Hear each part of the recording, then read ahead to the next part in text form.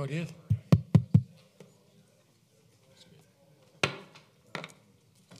I will open the public hearings. We have 5 of them tonight. The first one is 1816 that has to do with the rezoning of the property on Bluebird Trail to general commercial. Anyone who would like to address council on that ordinance may do so. All we ask is you come to the podium and give us your name and address for the record. Seeing none, I am going to close that one. The next one is 1818. That has to do with the sale of the property at Woodrow Street is the Irmo lock. Anyone who would like to address council on that, come to the podium and give us your name and address. Guy Caskey, 153 Langsdale. Thank you, council and citizens, for your time. I wanted to take a brief moment and speak on the proposed sale of town property located at 7418 Woodrow. Again, my name is Guy Caskey. I'm a second-generation locksmith and part owner in Irmo Lock Company. I grew up in Irmo and spent any extra time I had growing up working at our shop. I have probably made a key or helped most of the people in this room out of an unfortunate situation. I joined the Navy at 21 with aspirations of becoming a Navy SEAL. 10 years and 3 deployments later with SEAL Team 8, I decided to end my military service and return home to continue the legacy that my father started in 1989. It is my understanding that there are some concerns that selling the building that we occupy, Irmo would be losing a piece of its history. Yes, the building that we were in was at one time the town hall and a small jail, but I would challenge that our company has become a part of Irmo's history in itself.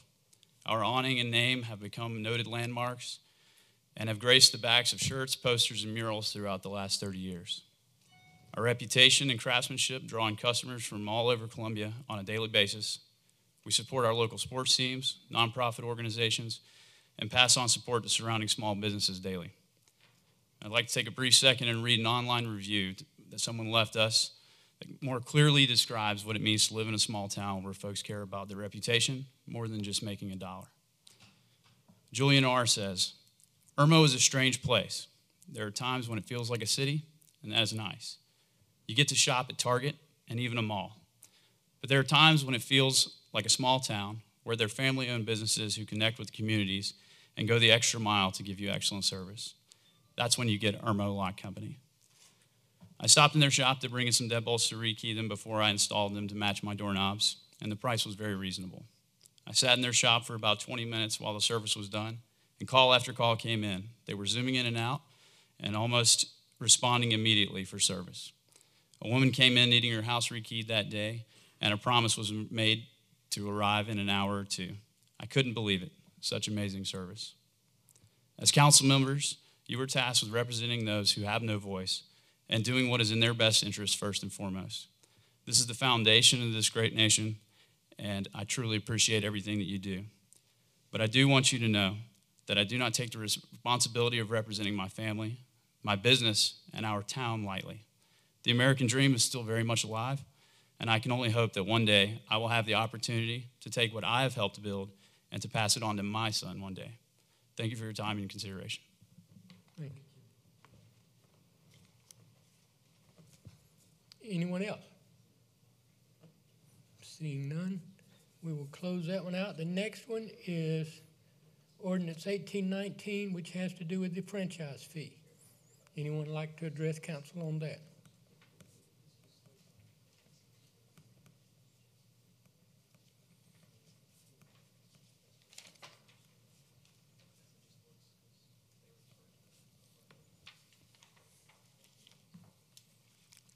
My name is David Stewart, 101 Glossop Circle. Mayor and council, I have some prepared remarks, and I may add to these as I go along. Local governments in South Carolina operate under restrictions involving what methods may be employed to raise revenues for municipal budget needs. This town is no different. I can remember a time in which Irmo assessed a millage on real property for this purpose. And as administrations saw fit, the millage was swapped out for a local franchise fee, which is currently 3%, assessed on some facilities that operate within the town. It would be instructive to know why some utilities escape this fee, but that inquiry is not the subject of the hearing today. The notion that local governments have the power to raise revenue through such fees is certainly not a novel concept. What is ill-advised is that such fees have a negative impact on the households with fixed incomes. This approach, that is, this hearing, to what may eventually result in approval by the council, does not change the fact that not only is this proposal for the fee the matter for this discussion, but it's accompanied by the administration's request for additional fees for stormwater management and solid waste programs. Now, I will make this question here, and I want it to apply to the hearings that follow. Do we not already pay $180 for solid waste recycling pickup? What's the $3.50 fee to cover? I'd like the answer to that question. My franchise fee for SCE&G, which I have the bills for right here, was over $100. This increase will cost an extra $10.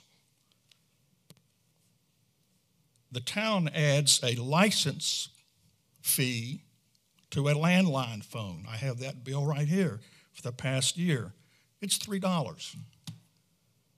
Pretty insignificant. But how far is this fee going to go eventually? My water bill, another utility, already carries a fire hydrant and a Irmo fire district fee of $10 a month. It's $120 a year. I don't see an increase in this payment on the docket, but it cannot be far behind.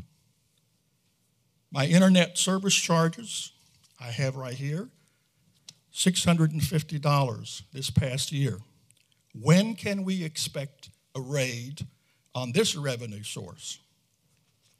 $300 for my termite fee, my contract, $864 for satellite TV, $660 for a mobile phone, which I understand is rather cheap as it goes.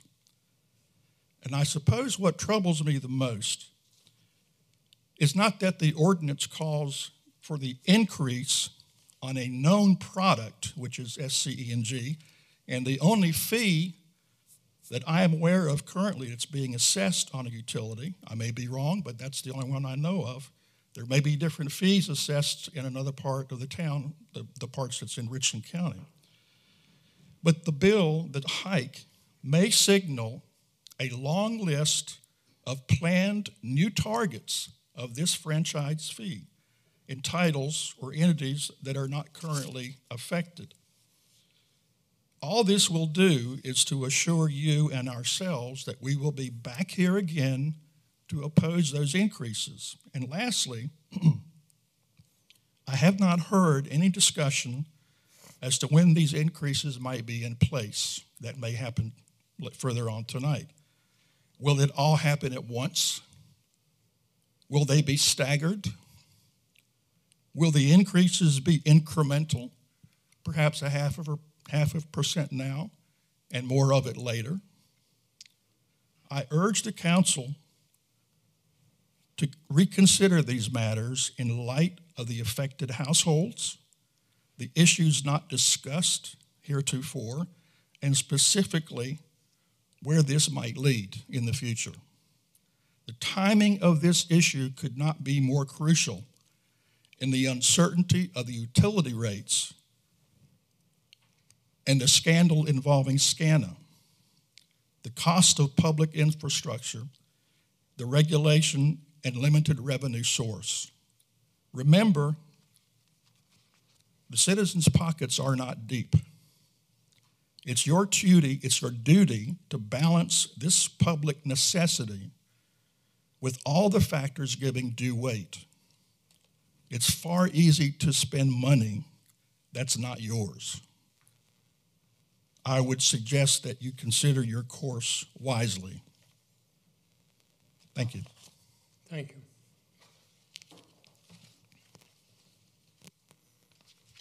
Anyone else on 1819, the franchise fee?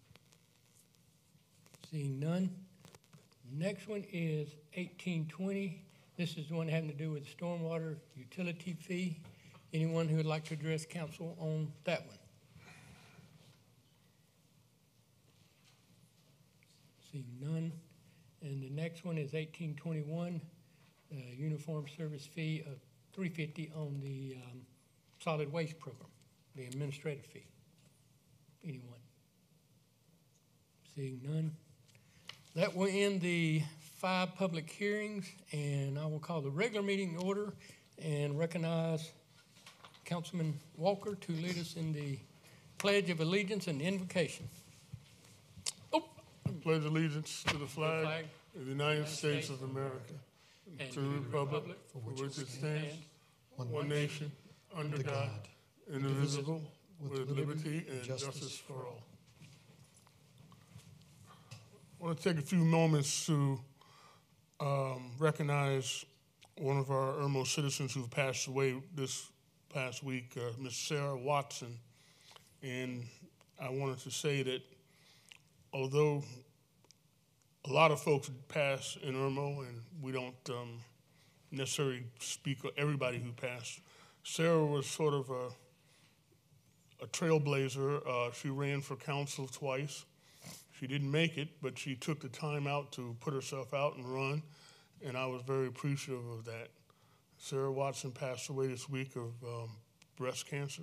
She had a long-fought battle, and I wanted to take a moment to just thank her for her work in the community and pray that she's in a lot better place right now. Amen.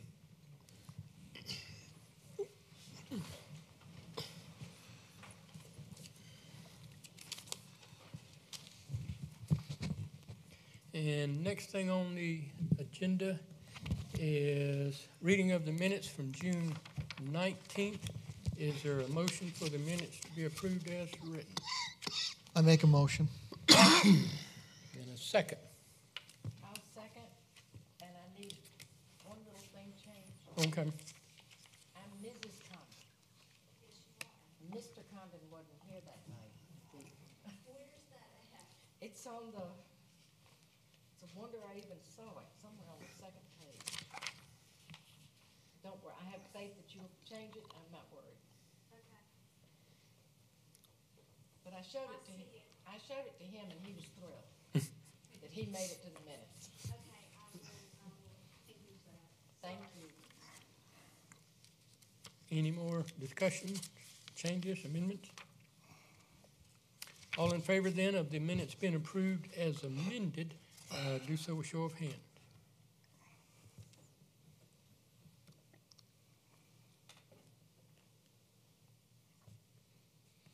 Next item is administrative briefing. Mr. Brown, anything you want to add? Yes, so just one thing. We just recently completed a utility audit for the town of Irmo, and we'll give most all the credit to Ms. Renee Cavanagh because she had to work real hard and long hours to get through that. They're saving us about $9,400 a year.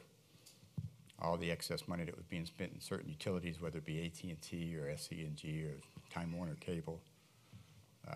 A lot of fluff that they found in there that we were able to take out. And is that where somebody just goes through the bills and asks questions and says, hey, what is this? They went through all of our bills and all the programs that we had to see if they couldn't give us better deals. Oh, wow. And clean up the bills. Water meters, water meters that we hadn't used in a long time were cut off. Okay. Any questions of Mr. Brown on the briefing? Seeing none, next is the code enforcement update. Renee just said raise under her bullet. I don't know what she said. This is the code enforcement update for June. Thank you, Ms. Val. Breakdown for June 2018, unsightly violations were 29. 23 of those were high grass. Conditions for collection, 9. Vehicle violations, 9. Business license checks, 30. Signs removed, 58. Animal complaints, 1. Zoning violation, 2. Miscellaneous complaints, these are complaints that come in. They checked 10, which means some of them may or may not have been a violation, but they got complaints and they went out and checked them. Continuation, 1 illicit discharge, and the newest sewer ordinance, 1807, by Director Klein, 1. And there was 1 ticket issued for unsightly, unsanitary conditions. That's fine. And finishing up with the progress for the ordinance of front yard parking, 1726. A total of 522 violators have been identified by the Irmo Police Department. Of those, 49 still need to be contacted or have failed to respond to our requests. 473 have had either face-to-face phone or contact with officers, or 3 or more failed attempts for personal contact. So there's 522 violations. That we've identified. That doesn't Right. mean it's everybody. But No, I understand, but right now you got 522? yes, and the gentleman that you met tonight, Jerome Right. Montgomery, will be spearheading that campaign of educating and getting abatement notices issued in the 1st of August. So he's really excited about that. So August 1st, I guess our next meeting is going to be August 7th, right? You can report how many abatement notices you've issued. I can, if that's what council wants me to do. It should be 522 or less. We hope so, or less, because I actually asked Sergeant Dale how it was looking. He said there were a lot of people that actually had put down pads or putting down driveway access and stuff. Yeah, but it has to be done by. Oh, well, yeah. Okay. Yeah. But we've identified 522 of them. That doesn't mean that they haven't fixed it. They fixed it. Right. So, but we're very positive. We see, I've been riding around neighborhoods. I've seen things going pretty well in our community. So, pretty proud of them. Chief, I know we've been down a few officers, and I know everybody had to pitch in, but I've heard from a lot of citizens how good it is to see you. To see me out there on the streets? Yeah, well, I got 3 calls and an email. yes, We ma'am. saw the chief. The chief stopped us, gave us an abatement notice. They were happy about it. Yeah, I wrote a couple warnings and wrote a couple tickets. Had to do some reports. But yeah, I get back into it again. It's okay. I enjoy it. We appreciate it too. Thank you, ma'am. Thank you. Thank you. Any amendments to the agenda? Seeing none. Next is consideration of communications. Any emails, letters, or anything we need to? I have one thing, and I think everyone might have read it in the state paper this past week, but I was in Georgia last week, and the big thing is you cannot have a phone in your hand and drive a car. It doesn't matter whether it's on, off, or whatever. What you meant, Georgia? Yeah, it cannot be in your hand. And they send you a ticket for $250, either by patrolman or camera. If you drive, there's a lot of cameras in downtown Atlanta. If they catch you with a phone in your hand, it's automatically $250. Good luck with that. How they gonna? It's statewide. Yeah, but how they gonna? Because of all the cameras, it's easy to tell. Why they gonna send you a ticket? Oh, they're not gonna send, I hope they're not. I mean, Because they get the license tag on those cameras too. that's just the person who owns the car, but that's not necessarily the person who got the phone in their hand. The person driving, Right. yeah, they can tell. They send you the picture too. I think it's something coming. It's not here yet, but I think it's coming. Good luck with that. Well, I'm not passing it, I'm just telling y'all, it's in Georgia, it's coming this way. Oh, Lord. Any other communications? Seeing none. Next is presentation by citizens for items that are on the agenda tonight. Any council member who would like to address us on anything that's on the agenda may do so at this time. Did I understand that only council members can do that? Did I Said say any that? council member. Oh, did I? I'm sorry, any citizen? I'm not there yet, thank you.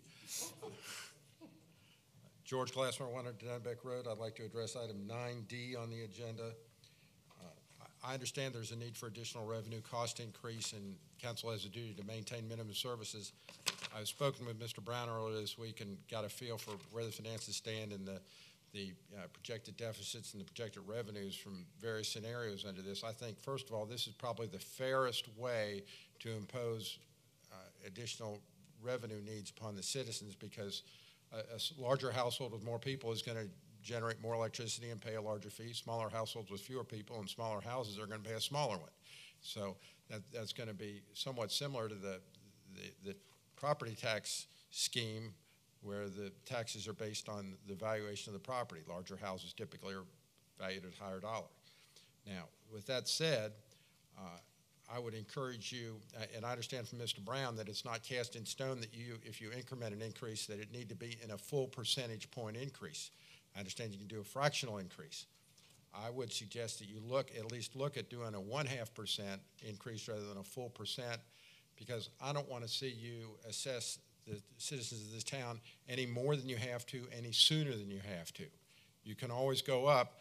Rarely do you see governments dial down taxes. So I would encourage you to look at a 0.5%, run the numbers and see what that's going to do for you, and if that's going to get us even where we need to be, then I think that's adequate. Thank you. Thank you. Anyone else? Seeing none. Next item is third and final reading of ordinance 1816, which is the one we're rezoning that one tract of property that's surrounded by general commercial over here on Bluebird Trail. Is there a motion for third and final reading? I make a motion. And a second. Second? Any discussion? And this is the one that is completely surrounded, so they've decided to go ahead and change it. All in favor then of third and final reading of 1816, do so with show of hands.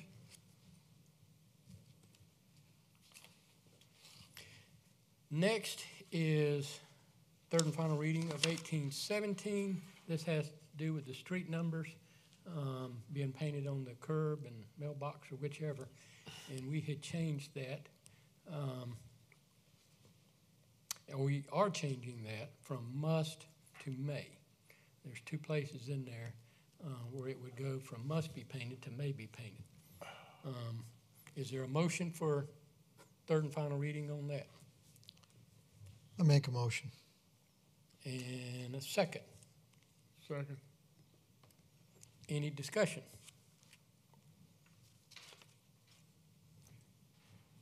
All ready to vote? All in favor then of third and final reading of 1817, do so with show of hands. All opposed? Whoops. And let's see. Next is the second reading of 1818. This is one that has to do with the sale of the land to Irmo Lock and Key. Is there a motion for second reading? Before we make a motion, may I ask a question? Shouldn't, and maybe this should have been under amendments to the agenda, but shouldn't we do this with everybody here? If it has 3 votes, then we should go ahead. If we get a motion in a second, then we can discuss deferring it. If somebody feels like that it may not pass, then instead of it dying 2-2, then yeah, we should defer it. But if it's going to get 3 votes, then it's going to get 3 votes. And if we got a quorum here, then. So is there a motion for second reading of 1818? I make a motion. In a second? A second. Okay. Yeah, and since Julius is here, or not here, and for the record, or whoever, his father-in-law is ill, very ill, so he had to go out of town. But yeah, if it's not going to pass, I mean, if it gets 2 votes to 2, then it would die for a lack of majority. So yeah, it'd be better to refer it, because I know Julius voted for it the first time. It seems that But- it's important enough. But we still have to have another reading, and he'll be back by then. The only problem with deferring it as well is if the people are waiting to close, and Right. we have to wait another Right. 2 weeks anyway before we have another meeting, then that would tie it up another two more weeks. I think we can go forward. Okay. Any more discussion? All in favor then? Yeah. If you look in your iPad, if you pull up that second picture, yeah. If you notice on the bottom of the building, back in 1953, the council, Mayor Looney, and the councilman at present erected a plaque on that building. Now, they did this because they felt that it was part of history, it's part of the legacy of the town, and they put it on the side of that building that we're talking about selling. The question to y'all, council, is why would they spend the money to do that if they didn't feel legacy, they didn't feel that there was some legacy involved? These people felt it was strong enough that they would put that on there, on the building, to show that this was built, I guess, back in 53, or it was erected in 53, it was plaqued in 53. These were the council people in charge and the mayor on the council at the time. And I know that the guy, the gentleman that came up and spoke about his legacy of having a great company, a lock company, and I think he does. And he's been there forever. He's not paying a lot of money for rent. It's really minimal for what we were charging him. It's not like we're jacking up the rent to the point where he can't afford it or he doesn't willing to pay for it. But this is part of our town. This is part of our legacy. When we sell it, it's gone. We don't have any control over it anymore. There's no reason for us to sell this property. I understand that, I guess people are saying we need the money or we can use the revenue, but we actually make more money renting it than we do selling it. Okay, over the course of the last, 20 years or 30 years that he's been renting it, we've made over $150,000 in rental revenue. We don't pay anything. There's no HVAC system involved in it. There's no maintenance, really. I mean, all that's being taken care of by this people that rent the place. There's nothing that needs to be maintained besides collecting rent and making sure that the property is insured. So anyway, with all that said, previous council thought enough for the building to plaque it. And I think we should respect that wish of that previous council by maintaining ownership of it and continue to rent it.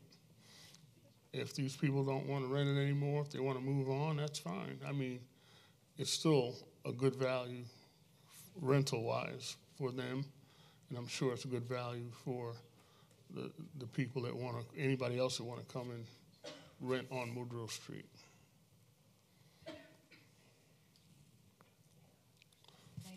Yeah. I believe there's a plaque or something very similar to that on every building the town of Irmo owns. I assumed it was because we were all a bunch of politicians and wanted our name on the building. I'm glad you said that instead of me. It's true, because I know my name's on the park, my name's on the police building, which I'm very proud of. When I walk through that door and see my name, I think I'm something else. So I don't think it's necessarily a historical thing. I just think it's politicians putting their name on buildings. I have done business with Irmo Lock. I'm sorry, you can't hear my charming voice. I've done business with them for years in real estate, at my home, everything, and they are a good business. And I think they'll take care of our building.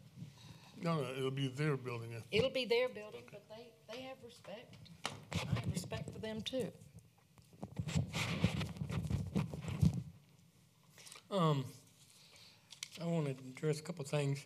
One, I don't think we're selling it because we need the money. I think the people are asking for us to sell it because they want to buy it, because they want to have a place that they can stay in and work out of without us one day kicking them out for whatever reason or selling it to somebody else if somebody wanted to buy the whole block or who knows what.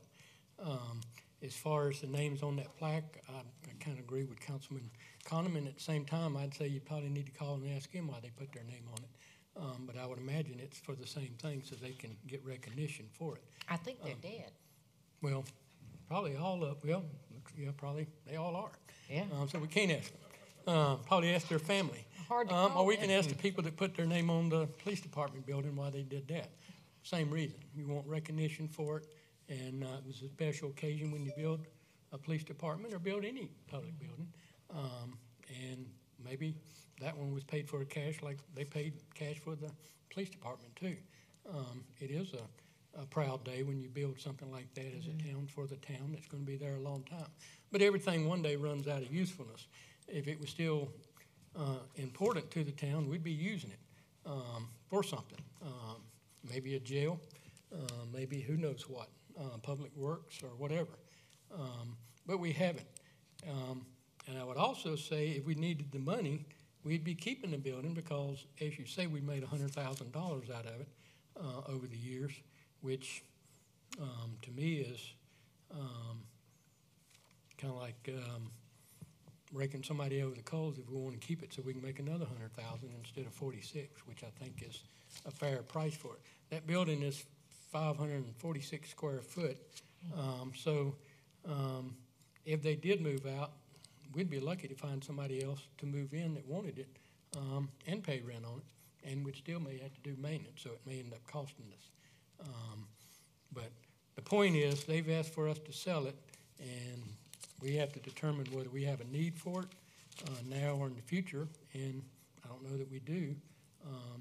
And I think, too, if they want it, might as well sell it to them. We're not in the real estate business, shouldn't be. That's true. Any other buildings and properties like that we have we don't need, we should sell them unless we have a need for it or figure there is a greater need somewhere down the road. And I don't know that we'd have a greater need for that than a business in it, paying us a business license and providing service to our community and having a place for people to come and get keys. I got 1, 2, 3, 4, 5 keys from the other day. I lost my truck keys. Don't know what I did with them. Think I threw them in the trash, but I had to go get 5 keys made. I'm glad they're there, and they got it done while I was there. So you're saying the property's not any value to the town? I don't think it has. I think it's got $46,000 worth of value to us right now. That's what it's been appraised at. Aren't you talking about changing that whole block into a PDD, like a downtown village? What the planning commission and all, and what we're looking at and probably have on our agenda is changing some of the land, mainly right over here. The Monty Woodrow property and Street. stuff. And part of Lexington, but not that side, but this side, to a business district or a business overlay area, I think they call it. But that Business has nothing overlay? to do with that. Well, it has a lot to do with it. If they change that to a business overlay district, that makes that property Part's more not valuable. included in it, or I don't, it won't be. We don't know where to be until we Oh, I vote. thought it was. I thought it was part of your plan. Not what I'm thinking, but it could be what my council decides, but I don't know why we'd want to go that side of the street or that side of that property. My point is this, is that there's no reason to sell it except for they want to buy it, and that's fine. It just, they want to buy it, and they're not paying that much rent on it. That's fine. I want to buy the Statue of Liberty, but it's not for sale. But if I had the money, I could buy it, or you're telling me I could buy it because there's no use for it anymore, and it's old, and has no intrinsic value to New York. But it's part of the heritage of New York Harbor. And my home's not for sale, but if somebody came up and offered me a good price, I'd sell it. That's the If you took problem. $300,000 for it, I'd sell it in a minute. That's the problem. You shouldn't jump on it because it's, it's not for sale. You should jump on it because there's a value, right? But we're not in the business to own property or roads, for that matter. And we have an opportunity, if they'd asked to buy it years ago, I would have voted to sell it. If we had thought they'd want it, I'd offered to sell it to them. But So any the more town, discussion? the town doesn't need any money, we're not broke, and we're just selling it just because. Well, we can debate your reasons for selling it or not selling it and everybody else's, but the question is, do we sell it or do we not sell it? Well, that's what I'm I have asking. my reasons for voting yes, and everybody else has theirs for voting yes or no, that's fine. But to sit up here all night long and challenge somebody as to why they're making a decision is not part of our decision-making. We either decide to sell it or not. If you want to influence me to keep it, do so. But if you want to argue with me about why I'm selling it, we're just wasting time. So any more discussion? So how do I influence you not to sell it? I don't know. I don't think we can. So we're wasting our time. That's the point. Oh, okay. All right. But you can try to influence him if you want to. But it is a good argument. So any more discussion? No. All in favor then of second reading of ordinance 1818, do so a show of hands. All opposed? And we'll have one more reading on that, which would be August 7th, I think you said, it's the next meeting. Next meeting, or next one item is 1819, which is the franchise fee. And we have some changes here. I think Bob gave to you that our attorney made some changes, and then, was it SC&G's attorneys made some changes? Mid-Carolina, but Eric Oh, had okay. a chance to look at it. I couldn't get it to him today. We've been having internet trouble all day, but he's made a couple more changes he'd like to talk about. Oh, okay. Well, let's get a motion, if we're going to, on 1819 in a second, and then we can get those changes and see what, go from there. So moved. And I'll second it. All right. Okay. Kathy made the motion. She can go first, and then Mark, and then we'll let Eric give us the, Well, let's let Eric go first. well, you don't want to say anything for or against? Yeah, I do, but I want to know what he's going to say first. Wait a minute. This proposed ordinance, is this changes you're talking about? Yes. Yeah, SCE&G's attorneys went through our ordinance, and they made these suggested changes. Okay, but I mean, the one we got on our iPad is not this. So Correct. what is this from? It's the one, it's this one, right? Correct. Once we get around to making an amendment to make those changes, that's what we'll vote on. But right now, what you have on your iPad is what you voted on last meeting. Right. Nothing's changed on that. Well, right now, we got We get through with this discussion. this amended one on the screen, proposed. Okay, well, that's what I'm Can we go saying. back I just to got this today. Okay, so what, Correct. The one on the screen was Eric's change, which was one sentence. I think there's like 8 words in there. That was his proposed change to make it all good. Then we sent it off to SCE&G in Mid-Carolina, and their attorneys wanted to look at it, and they recommended the changes we have in front of you right now. All right. Okay. Now, you want us to talk or you want Eric to talk? yeah, Well, okay, well, this We is, have two proposals that were changed. One Eric did the other day, then this one that SE&G has done, but you got another one? No, I just was given a copy of this SC&G proposal. So you want to make some changes to that one? I see the value in some of what they say. I think perhaps their attorneys were viewing it strictly from the light of SC&G's being affected under this, and I think that their attorneys didn't contemplate that this ordinance was generalized, and that the two that are specifically referenced, the 99-06 and the 6-10, are the ones that are specific to Time Warner Cable and Mid-Carolina Electric. Mid-Carolina and SCE&G. Mid-Carolina and SC&G. So, so we wanted to make sure that we were addressing both the generalized ordinance and their specific ordinances and so that's why I addressed that, add that one sentence in, including those ordinances. I did that at the last meeting. It could be more cleanly stated, and they do some of their suggestions more cleanly state it. But I think some of their suggestions eliminate the fact that we're trying to address more than just SCE&G in Mid-Carolina. So, although I don't think there's very much of anybody other than Mid-Carolina and SCE&G, but we're addressing potential future providers that may or may not ever materialize. So, Well, what if we do this? What if we do second reading on the 3% to 4%, and then you take this and bring it back at third reading with what you think it ought to say, and then we'll amend it at that time to that reading? it won't take me but a few minutes back at the office to combine the two of them. It's not That's good. it's not rocket science. The only one I had any question about was they wanted to strike the word cable service out, and I understand that doesn't apply to them, but I think so they wanted to strike the word cable service from the franchise fee, and I understand that doesn't apply to them, but the town may wish to leave cable service in. Right. But I don't think there's any reason we couldn't accommodate them on the beginning date sentence. I mean, it's just going to function by what it says. I mean, it says it's going to start the next fiscal year, so whenever that is when it's going to happen. We don't necessarily have to delineate when that next fiscal year is. Especially since I would imagine that's different between 9906 and 610. So I think that's probably what their concern was. Is I bet you the fiscal years are different between those two separate ordinances, if I had to guess. But unless y'all were really slick and pulled it off and passed them both at the same time. I thought we wanted this to go into effect immediately as soon as possible. It would go into, they would start collecting the extra percent or 0.5% or whatever council votes on in January.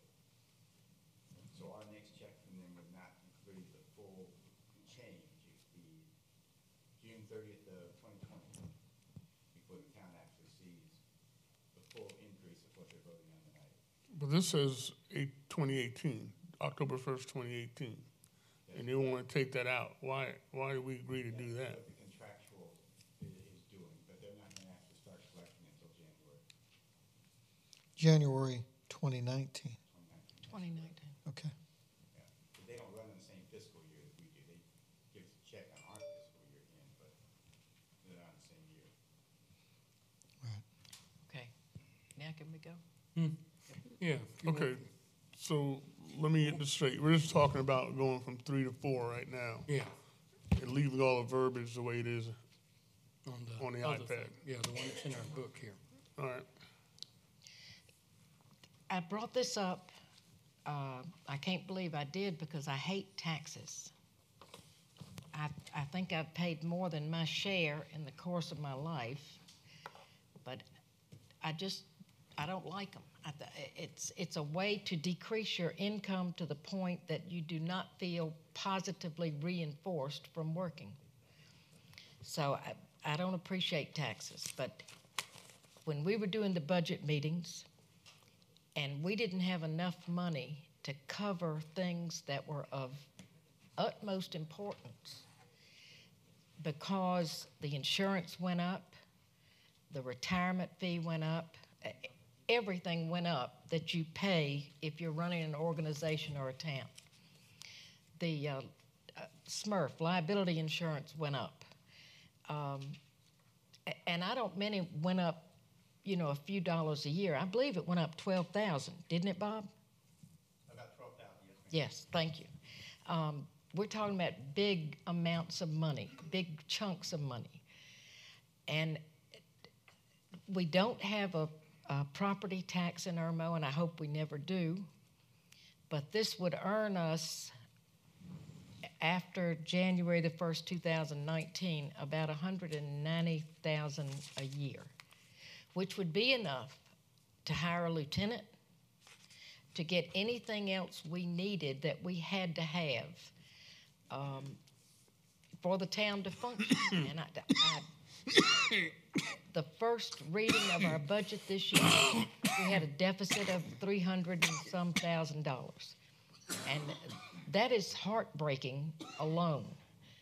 But we figured out how to make it less than that, and we figured out ways to cut little things here and there. But the fact remains, everything will keep going up medical insurance will keep going up, retirement fees will keep going up, and we keep having to pay it. And then we had some unexpected expenses like attorneys for indigent people, and evidently everybody's indigent. But it was a chunk of money, and now we have to pay it, and we got to pay it with something. So that's why I brought it up. I don't like taxes. I can't say that enough, but I see no other choice to run the town in an efficient way. Anyway. And let's see, Mark made the second, so. Well, again, I agree with you, Kathy. No one here likes taxes. From my standpoint, I'm angry because of past councils. Past councils spent more money than they said they were going to spend, more money than they told you, folks, they were going to spend. Millions more. We used to have a nice nest egg. That's gone. So I'm glad I'm here to try and do something about this now. I'm sorry, though, that I have to do it. This is sad. A tax by any other name is still a tax. And that's what this is. I'm done. You're under the premise that this council spent more money than it had coming in. Not this council. Previous councils Yes, spent more money than it has coming in. yes. I don't see that. We've had a surplus in our budget every year. That's correct. since You had a I've been on this surplus and council. you So how do we spent it. spend more money than we had what was You had a coming in? surplus and you spent it. It took you years to build that surplus. In a matter of just a couple of years, you spent all your surplus. No.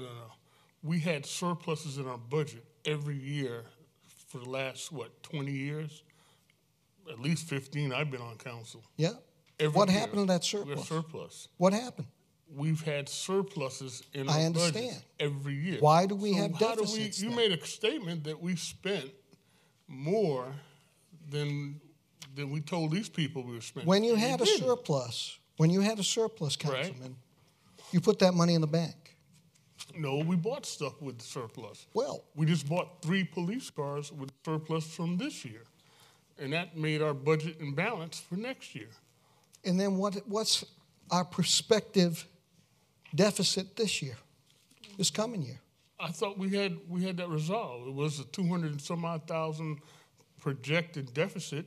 And now since we took that deficit and bought those cars this year out of this year's surplus, now we have a projected $50,000 or $60,000 projected deficit, which is probably fictitious because we're going to make enough revenue to cover that. How do you Or know? we have a surplus. Well, How do you know?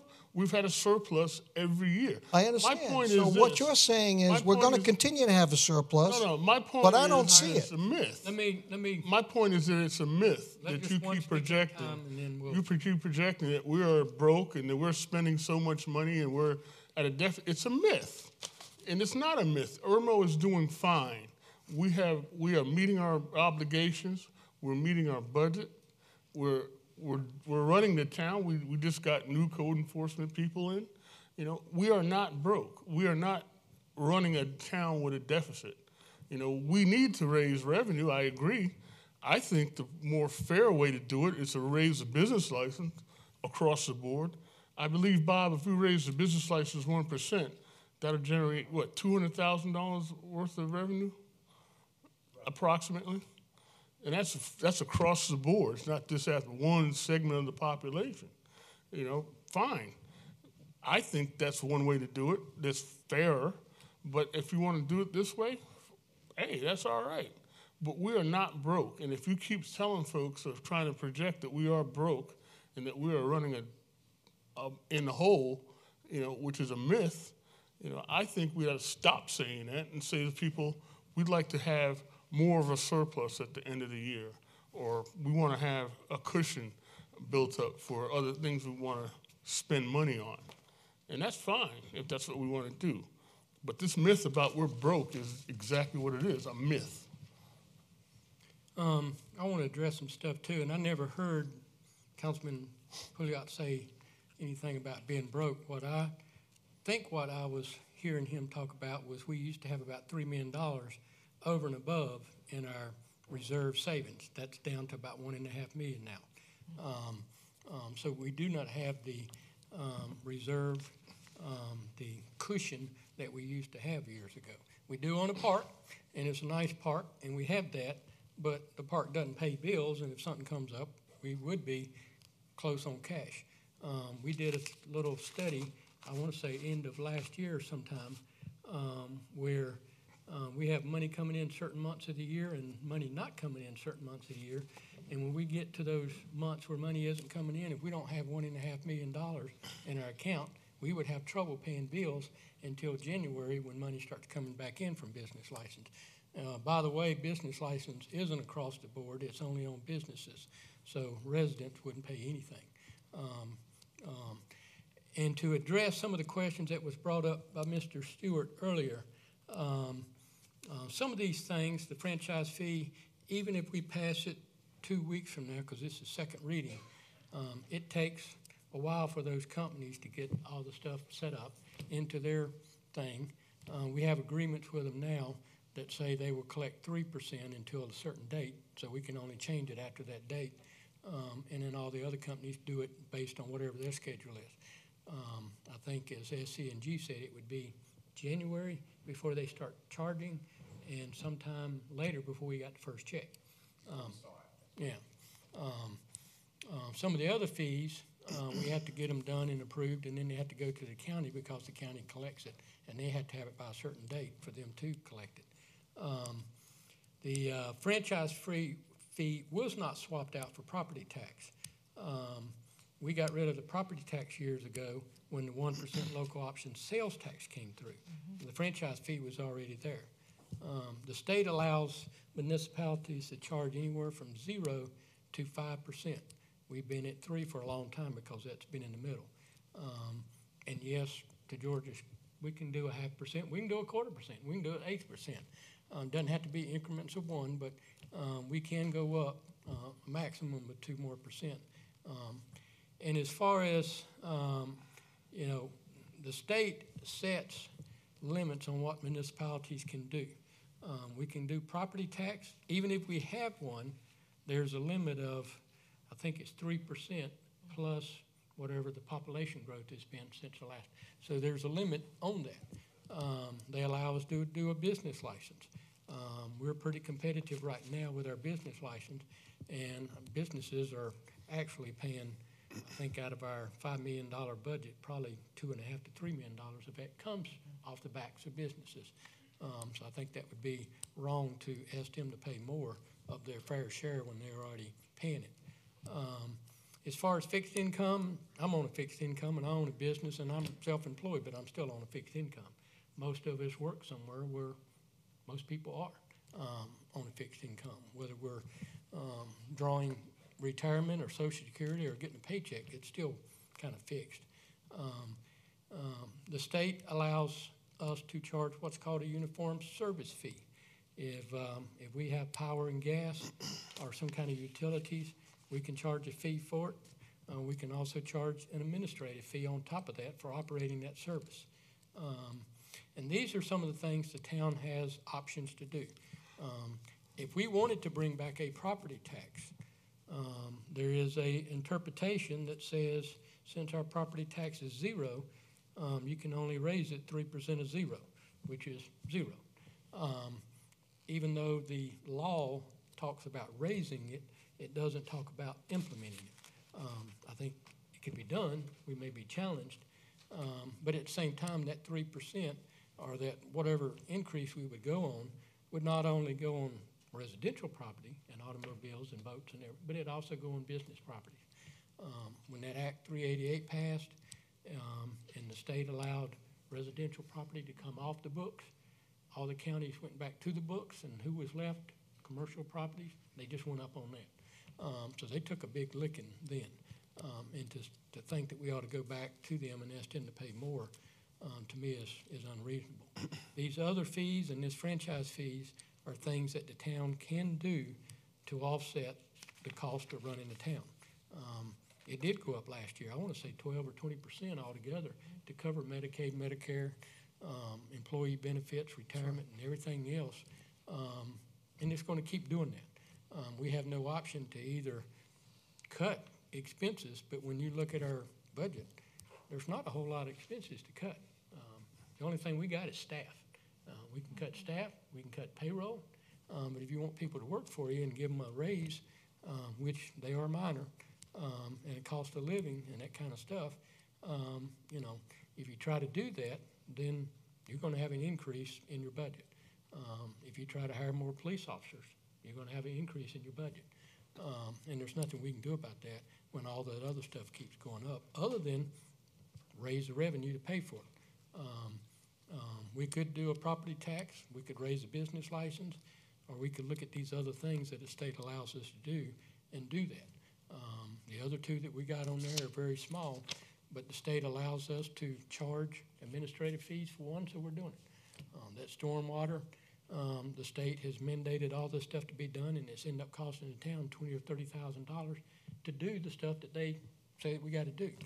If we pull that out of general fund, then that means there's something else we can't do. So this is a way we can offset some of that stuff that is kind of unfunded. We have in here, before the night's over, a budget amendment for last year, which is, I think it was $765,000 with the budget amendments that we did last year.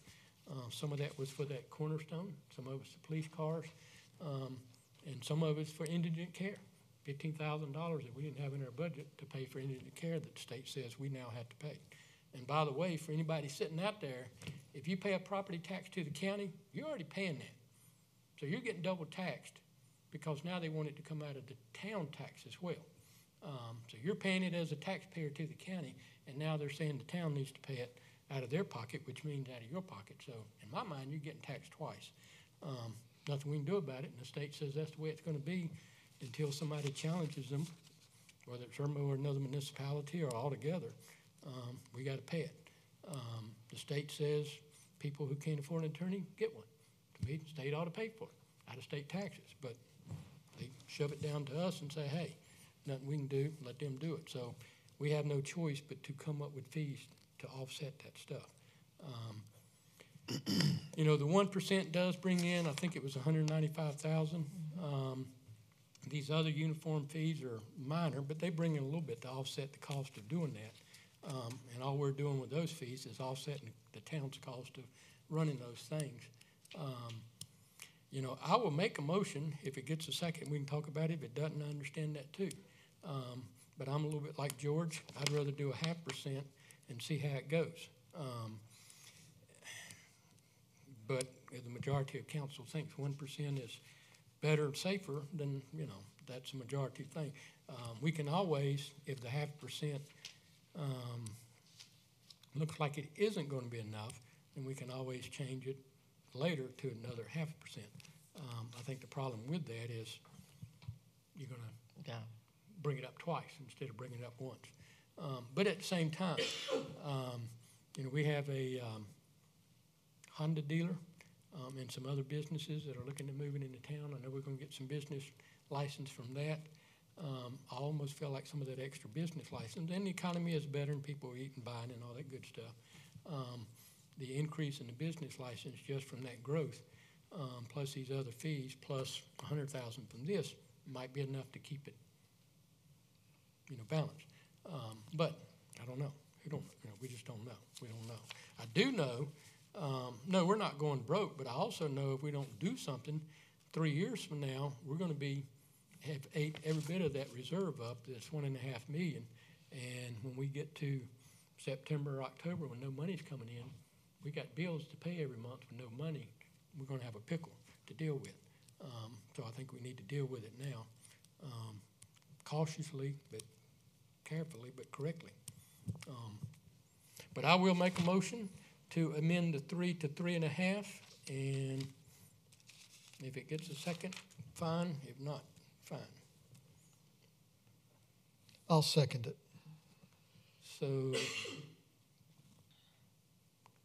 I'm doing from 4 to actually 3.5. It's not gonna solve the problem. And any discussion on that? I've kind of said my piece on it, but Bob, how much is that grant? That's gonna be half of 195,000? yes, it'd be about 100. Okay. And Mark, you second it? So Again, if we have to go up, let's go up only what we have to do to cover it. Only what we have to do to cover it. As the mayor has just said, we've got other businesses that are moving in. We should be able to cover it with just the 0.5%. Why go up now if we don't have to? Look, again, don't charge me $1 today when it's only going to cost you 50 cents. Don't charge me $1 today. Charge me the 50 cents. And then, yeah, I might get mad at you for going up 50 cents, but you'll be able to explain to me that I saved you that 50 cents over all those months or years. Let's hope. I'm not sure that would solve the problem. yeah, I mean, The only reason this came up was the 195 solved a problem. If y'all want to do a 0.5%, it's fine with me. We'll just go through this again. and you may be right. I just, We may. you don't. Well, we just don't know what Honda's going to bring in. That's right. We Yeah, don't know what anybody's going to bring in. I mean, we could have another recession and business license could drop. And I think we will. I think if the sun comes up tomorrow, we'll have one day. Any more discussion?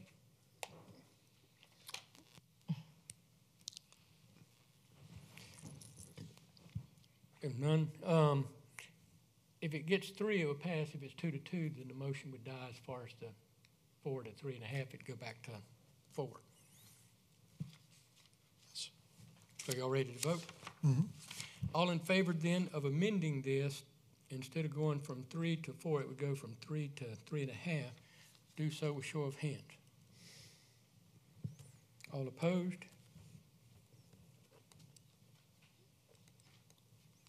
So we're back to the 4%. And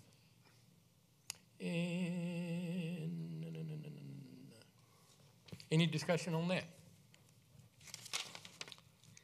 Well, I mean, now you're forcing my hand to have to vote for this.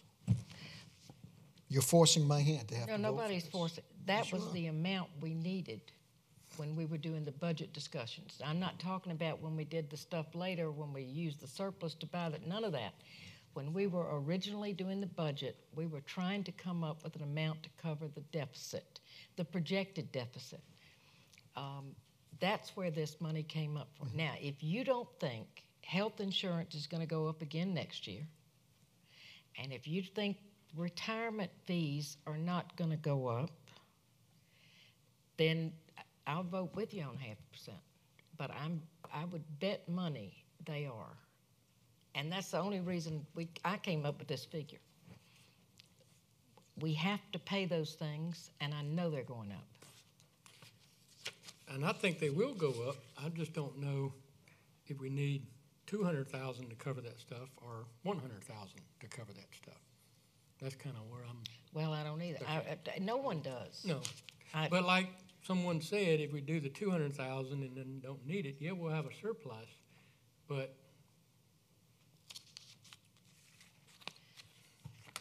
I don't know if we. It wouldn't hurt to have a cushion. I mean, it's not. I mean, that's part of our responsibility too, is to make sure that. I think I mentioned a while back.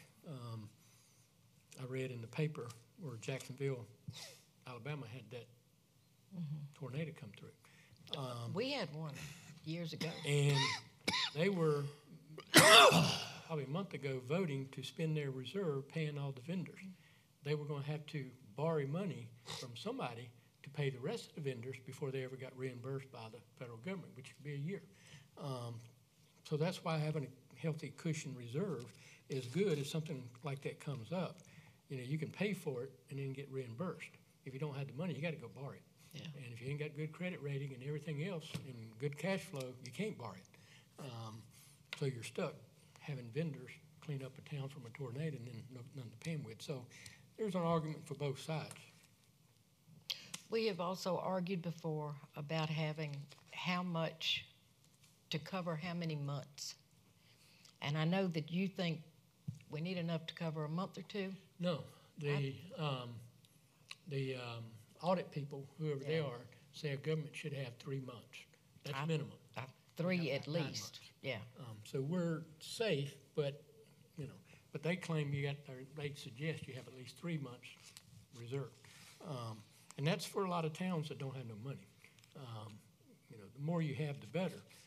But we do have, like I say, money coming in every month until about September, I think it is, August or September, and then nothing comes in for about 4 months. And it costs X amount of dollars a month to pay the bills regardless.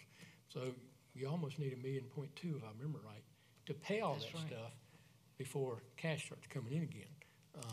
And we got like 1.5, so, It's pretty close. yeah. So, having a little bit extra in there and a surplus, I agree with Councilman Walker to a certain extent too. If we have some extra businesses come in and, we may still end up this year with a $100,000 surplus, not doing anything, so to speak. We may end up with $50,000 deficit too. We just don't know. But I know we don't need to spend any more than we're spending because of things we have to spend on. But I don't think we are.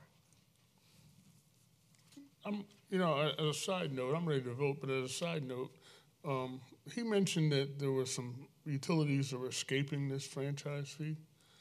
I was trying to figure out what utilities was he referring to. It's only SCE&G, Time Warner, and Mid-Carolina. Yes. they have to be in the ground, so to speak. Yeah. City of Columbia, water and sewer, we don't get any. I know, but was that the ones that he was referring But to? the Irmo Fire District gets some of that, I Right. think. Well, But they we have a don't. separate fee. They have a $2 Yeah, fee on yeah. your water bill. But we don't. That doesn't Yeah, have anything to okay. do with us. But if somebody's got a satellite, they don't pay because that ain't in the ground. Yeah. It's the ones that are in the ground, like Cable? cable and power not company cable, and telephone. If you got cell phone, yeah. well, cell phones on a tower, so Yeah, landlines only. yeah, your landline. And very few of those left. Right. Well, listen, we got, I think it was like 300 or 400 houses being built in this PDD.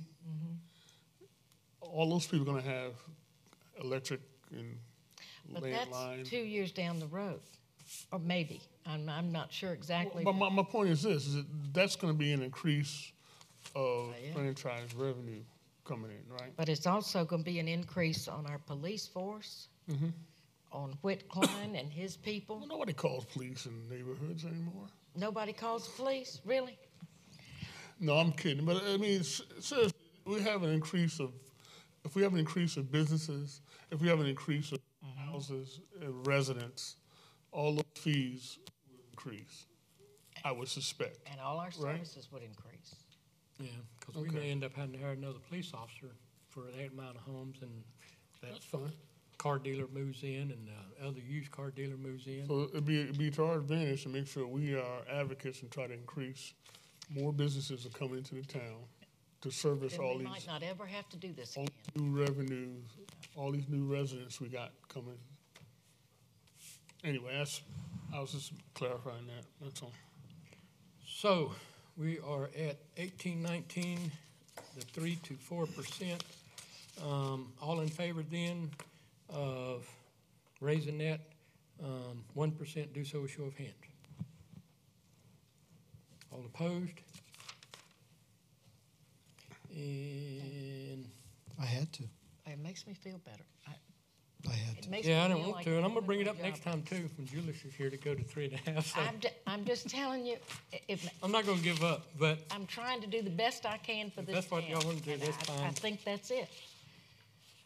all right, next one is 1820, and This is yours. This is the stormwater one, yes. It's raising it $8 a year to kind of offset the cost of us doing what the state and federal government, everybody else tells us we gotta do, and doesn't giving us any money to do it. Is there a motion for second reading of 1820? I make a motion. And a second. And I will second. And again, this is the one, I think Bob told me one time, you know, we used to have to go do this and that and the other, and that was it, to meet their requirements. And now it takes about $30,000 worth of time and labor to do all the stuff they keep. And they will add more. Unless somebody comes up with a better way and gets rid of some of these guidelines, I don't know, but right now we're stuck with having to do all this stuff and no money to pay for it other than coming out of general fund. And the state does allow us to charge for that. I mean, you can call it administrative fee, but that's kind of what it is. A fee for managing it. And a bind by it, or a compliance fee. That might even be better. I like that one, compliance fee. A federal compliance fee. A federal and state compliance fee. Any more discussion? Who's second? Mark? Or Mark, you made the motion. I actually made the motion, Yeah. but again, this is something that the state is requiring us to do. They're making us do this. We've got to pay for it some way, somehow. It'd be nice if we had a nice cushion. It would wouldn't have be. to- But it's gone, you know. And we so- used to have it years ago. Oh, I know we paid did. for it Yeah. years out of our Yeah. general fund. That's right. But it was also less requirement and less time. Any more discussion? You said this is gonna generate $8 per family, and we got about, what, 5,000 residents, single-family residents? Is that right, Bob? Yes, sir. About 5,000? And that's gonna generate $40,000, and that's gonna, That's correct, and we spent $34,000 last year, just permitting and testing fees. uh-huh. That doesn't include wait time and, manpower hours, so we expect, Oh, it doesn't? No. we're expecting that to go up. So is that, I mean,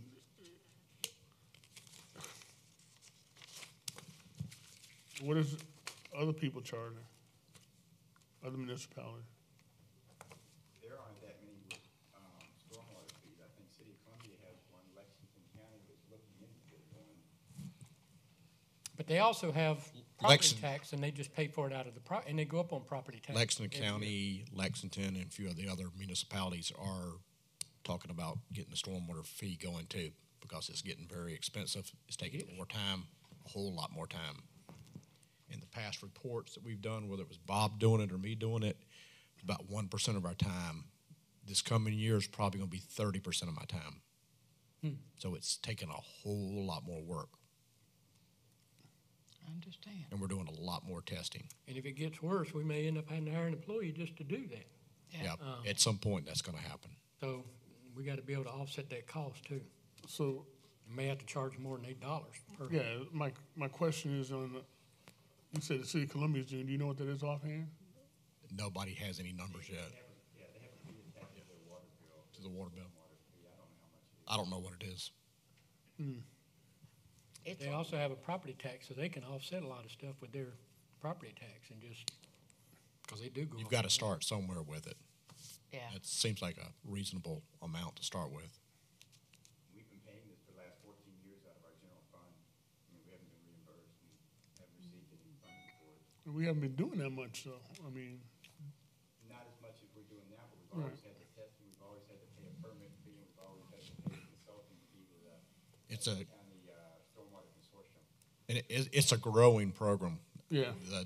The EPA requests are getting larger every year. We do more every year. $11.80. Is that a fixed fee, Eric? Says the base fee for a single-family residential unit is $11.80 per month. Oh, per month. Per month. Whoa.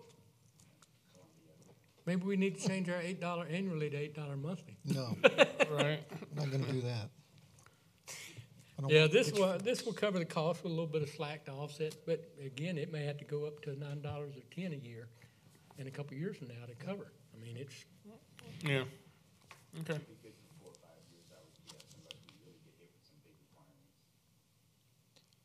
And this is all because of the EPA? Correct. Didn't that guy just get fired? I think he did. well, maybe Donald This Trump will requirement fix it. started about 20 years ago, so it's been in the process of getting to where it is today. Okay.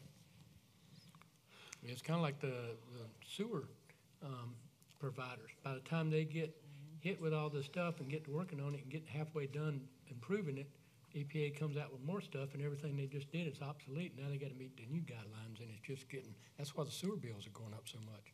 It's kind of getting, anyway, all in favor then of 1820, do so a show of hand. Next one is the 1821. This has to do with the sanitation fee, $3.50 that's added to the, and that's $3.50 annually, that's added to the garbage rate to kind of help offset the cost that we're involved with as far as answering the phones and doing everything that we do, taking out the cans and everything else and all the stuff that we do. I make a motion. Yeah. And Barry made a motion. Is there a second? I'll second it. And This is Councilman another, Walker? this fee, $3.50 is something we're needing to do because why? We're trying to raise the garbage fee and, No, we're not raising the garbage fee, but this is the sheet that Bob did a while back. Right. I think he gave it to us at last meeting. It cost about $17,000 a year, or almost $18,000 a year, for us as a town, whether that's somebody at the front desk talking, making calls, our billing, our invoices, everything involved in that, costs us about $18,000, which is $3.54 per home roughly, to cover the cost of that. So, yeah, but I'm saying that's part of the garbage. That's part of the services that the town does, right?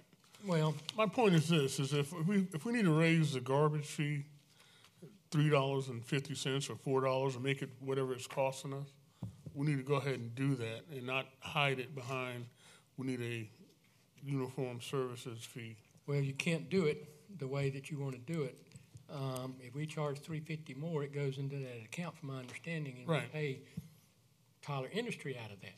We collect $180 a year per house for garbage fee, and we're paying Tyler $232 a year. Right. The rest is coming out of funds that we have collected over the years. You know, This way, we Right. can take the $3.50 per home at the end of every billing or whatever, and know that if we got 5,620 homes or whatever it may be, times $3.50, that's what comes to the town. So it's easier way to I set mean, it up this and is, do it. but this is, the reason why we're doing it is to offset the cost of managing the Account. garbage account Yeah. that we're giving. Okay, so why don't we just charge what we're supposed to charge for Tyler's thing? Because it's separate. council approved that last year, and we're working on that in small increments, like Right. $30 Right. next January and another $30 next year, 2 years from now, to get to where Tyler's charging us right now today. Correct. But why is it necessary for us to get there with the $3.50? This was the mayor's idea, and he wanted to use it. Yeah, So that's it's what an easier way to edit Well, up. because it's separate. What you're Yeah. doing is you're separating the garbage fee itself from Tyler's to the administrative fee that it costs the town Okay, to but if- administer the trash program. All right, but if we put all that together and say, okay, it's costing us $220 to implement the garbage fee per household for the town of Irmo, and we charge $220 to the people. I mean, We're not charging $220. I know that, we're not doing that, but I'm saying if we did that. But we're because not. to me, We're not doing it. this is a better way to show the public exactly what we're doing with the money. No, you're taking, again, it's a shell game. You're raising the fee, $3.50, and not saying, okay, we're not gonna raise your garbage fee to $220. we're gonna make it $183.50, but we're gonna take $350 and put it over here in the general fund, because we can take that money and do anything we want with it. Why? I mean, why don't we just raise the fee to $220 or whatever, $230? How much are we paying right now, Bob? It's $180, right? To Tyler, we Oh. pay them roughly $232 per house per year. And how much are we collecting? 180. 180, right. So you're gonna add the 180, the $3.50 to the 180, or you're gonna add it to the 230? Well, you're doing this across the board, right? But which one you gonna add it to? You're doing $350 across the board, right? Per home? Right, across the board on both counties. Okay. So which one you wanna add it to, the 180 or the 230?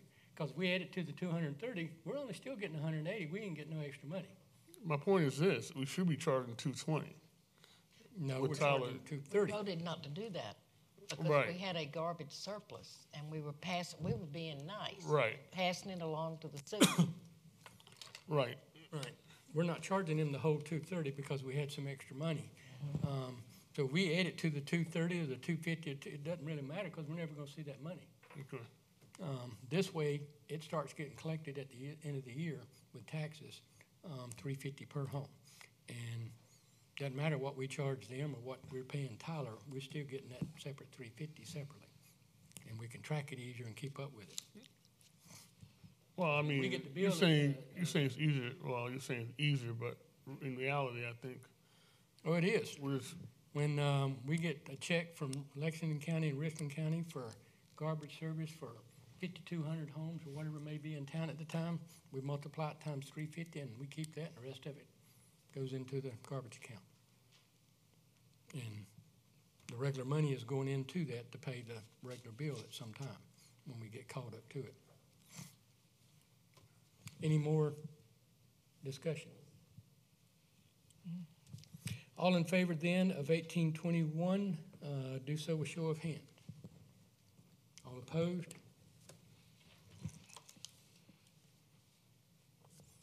Next is approval of a resolution 1805. This is the one that shows the dollar amounts for all the stuff that we spent last year that wasn't in the budget when we did the budget last year. As you can see, there's $746,000. And most of the stuff on here, the automobiles is what we did not too long ago. The fire department is what we promised to the fire department. If they built the building, we'd pay $150 to them to help offset their cost. The county of Lexington also agreed to pay $150,000 to them. The stormwater and engineer drainage stuff, that's the one that has to do with Cornerstone. When we had to bite the bullet and pay for that road to get it accepted by the county. We had some carpet replaced in the municipal building, and we also had some, what was that stuff, the mold issue we had to deal with, and some other stuff like that. And then, Asbestos, yeah. yeah, the asbestos, yeah, not the mold, but asbestos. And then the, some of those professional fees are the engineering care. We've had that much extra. We had some money in our budget for the engineering care, but Not enough. we've had that What much to do? extra. Not enough. Yep. And that was only in a Short period of time. 4 or 5 month period. Kathy, what'd you do to this thing? Your name's on mine too. I can't pull it up. I can't pull it up What'd you anymore. do? You did something. I didn't do nothing. Here, you lead it right there. Well, see, it won't come up. Oh, it's here. All right. Yes. Oh, there it is, okay, I got it. And the state law requires us to have a balanced budget, and our CPA people, we have to do a budget amendment every year for anything that we spent that wasn't on the budget. So this is what all this is. By the way, you said that this 220 was that drainage stuff over at Cornerstone? Yeah, and the 8,200 along with it. Was that accepted by the county? Yeah. It was, okay. That's another big expense we had. Mm-hmm. And that is because of a recession. If so many people hadn't gone out of business into land development, Well, we wouldn't have had that developer problem. went broke and Yeah. all that stuff. And that, I mean, I'll ask this at another time, but again, this, like the 155,000 we did for automobiles, coming out of this year's budget as opposed to coming out of next year's budget. And that brings our next year's budget into more balance than it was before. This amendment of 746, does that mean that we have that in our budget to spend this year? We've already spent it. We've already spent the 746,000. And are we looking like we're coming with a deficit, Bob? No, we're gonna still, okay.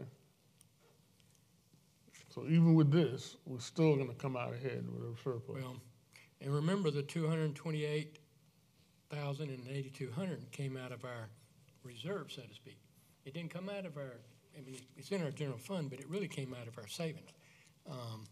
So that 1.5 million that we had a while back might be 1.3 now. I don't know. I'd have to go back and do the numbers, but you know, these little things are easy to cover, so to speak. These big ticket items, if we didn't have that money in that reserve at that time, we would have voted no to do that and still be maintaining the roads ourselves. Yeah, but we're gonna have a surplus at the end of this fiscal year.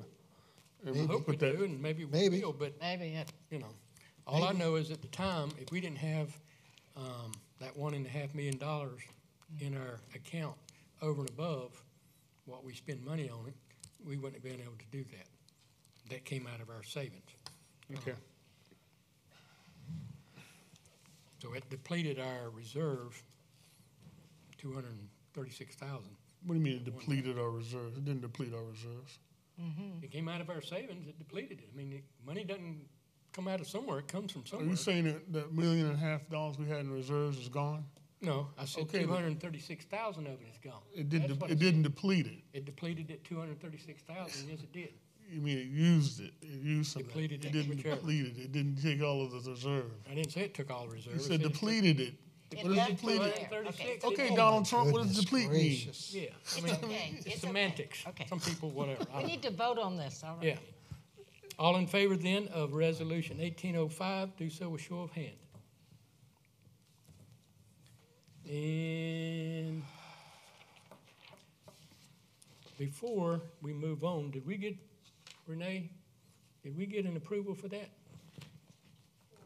The 1805? Did we get a motion?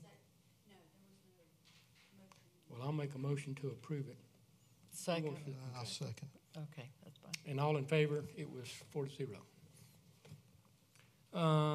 Next is the approval to purchase a lawnmower. Is there a motion for approval? So move. And a second. I'll second it. And this is a lawnmower we need to, and I guess we got any questions we can ask Whit? Y'all got any questions? 60 inches, does that mean 60 inches across? Mm-hmm. Oh, it's like 5 feet. Mm-hmm. We're replacing the exact same mower we bought 10 years ago. Okay, okay. That mower was brand new 10 years ago. I remember buying it. What happened? Sure was. It has had it. I remember buying the backhoe. Yeah, remember that? I lost- That was How many hours do you have on it? 3,360. Mm. It's a lot of hours. It's worn out. Time for a new one. Do we keep those or just sell them somewhere, or they just, We'll part it out and then take it to the scrap yard. any more discussion? All in favor then of the approval for the 60-inch Hustler in the amount of $12,873.15, do so with show of hands. Thank you. Next is the approval of the PDD in Richland County. This thing has been finally approved by the Planning Commission, and it comes to us for our vote.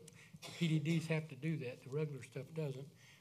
So is there a motion for the approval of the PDD? So move. And a second. Second. And I will recognize Councilman Walker to go first and Council Condon to go next. Councilwoman. Pull it up. Pull it up on the. Pull it up. Oh, you don't have a slide for that? Okay.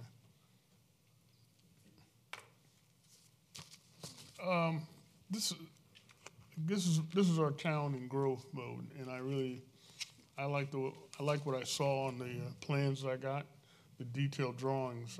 There's only one question I did have. This is not a gated community, so are we going to have the same issues with the roads not getting accepted by the county that we've had with these other subdivisions? Not as long as we get their money and they stay in business and we keep a tab on it.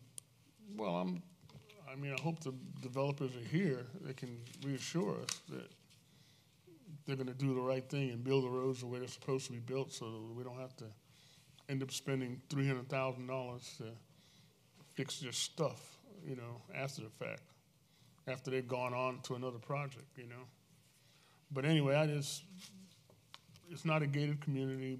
We do have safeguards in place to make sure that the infrastructure is going to be done right. Okay. Yeah, as long as Bob keeps track of it and whoever else in the town hall does, and they don't go broke and close up and move out. Oh, Lord. So, but Well, even if they that happened, do, somebody else came in and bought it, then they'd be responsible. But I mean, we got enough safeguards, even if they do. And we have the cash reserve now. We don't have Right. that bond thing anymore that Right. we used to have, so, or not cash reserve, but the cash bond or whatever you call it, which makes it a whole lot better. It's about They can't 300 respond. houses, the 300 homes. I forgot the count. It was 200 something or 300 something. 200. I didn't get the count. I mean, they're beautiful looking homes. I mean, yeah. 73 and 67 is 140, and 34 is 174, and 20, that'd be 194. Yeah. So about 200. Is there anything we should do to help DOT or the county widen this road, which is going to bloom all out of 2 lanes? No, I don't want We to spend wrote a any money. letter to DOT and the county and everybody to put all these roads on there, and that was one of them we put on there. Well, I think we ought to be lobbying. Get on the phone and, I do, because this is going to be a mess if we don't. I mean, they wouldn't even allow, they tried to widen Highway 6, and the residents said no. So they went somewhere else. Well, I don't know. And Broad River Road was put on DOT's list back in 2003 or 4. Yeah, but they lost some money. They misplaced It was on their list, But they misplaced and it was the a money. 7-year list. I know, I went They to just that took some too. white out and changed that date and kept on moving. They invited us to see all these plans, and they had SWAT there in case we got upset. But, They did. it's like anything else. If you spend the money on a road before the development comes, everybody says you're whatever. And if you wait until after the development comes, then they complain that So you just have to wait and see what the traffic is going to do. And, It's going to be bad. hopefully we can get, the thing we need to do is get, what's that place down there? The YMCA, Palmetto Park Ridge, to allow that road to be cut through all the way to the red light at Walmart there, and that would make a whole lot of difference. But that's what we need to lobby. They got out of that, didn't they? Oh, by the way, do we have to worry about any bike lanes or anything in this subdivision? No, we don't need any bike lanes. We need a turning lane, a passing lane. We need those Okay. kind of lanes. You talking about on Salem Church? Yeah. But any other discussion? All in favor then of the approval of the PDD, do so with show of hand. All opposed? I Wait, approve we it. still, Okay. You oppose it? You oppose it? You oppose it? no, I voted for it. Oh, okay. I wanted to All oppose righty. it, though. Next is the appointment of the 4 to town 1. judge. That was 4 to 1. And let me make a note. We had asked, or I had asked Bob before about the way Yeah, we do did. They were. approvals and stuff on the planning commission and ZBA and appointments, because normally you need a vote, a motion and a second. Technically, what we're supposed to be doing is getting a motion and a second, and then once we get one on somebody, if somebody wants to nominate somebody else, you make another motion in a second, get them if they want to nominate a third, and then you do it kind of that way, so that you have all the names. What have you been doing? Well, forever, I think Bob went back to 93 and said we were just taking motions, anybody on one council wanted to make one. Okay. But if you remember back, I don't know if it was January of this year or December of last year, we had something that we were making a appointment to, and we voted, I don't know how many times, 2 to 2, 2 to 2, 2 to 2, and finally we had to refer it and come back later. That's because everybody wasn't here, right? I can't remember. I just remember we were stuck. I remember that too. But anyway, what we're supposed to be doing is getting a motion, a second, and then if somebody wants to make another motion, or if somebody, like we're doing the planning, well, the ZBA is on here next.